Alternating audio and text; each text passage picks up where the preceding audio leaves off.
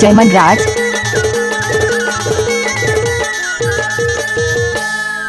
तलवा के पानी लगात करे मुझसे बात करे महानंदी माँ।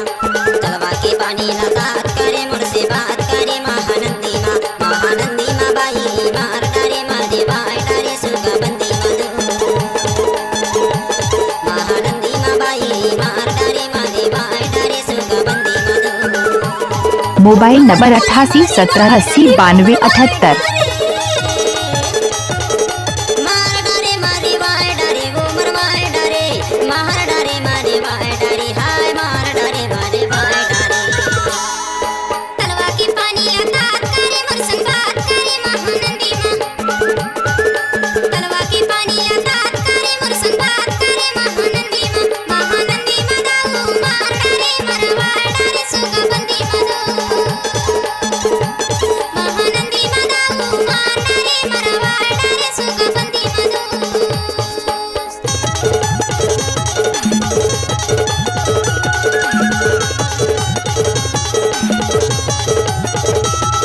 डीजे जयमन कुंती वाले।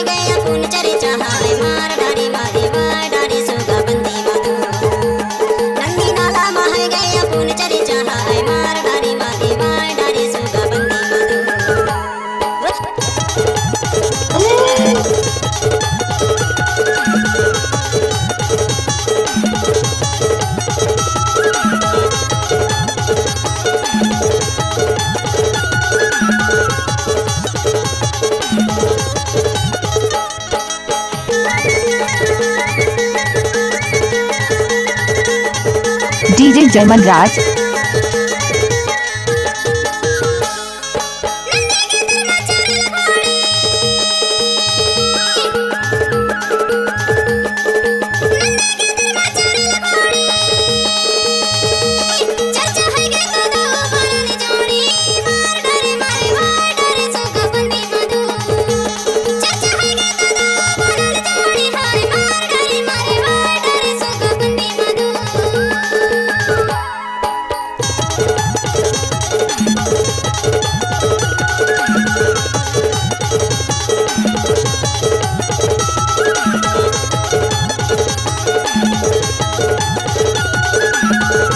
डीजे जयमन भाई।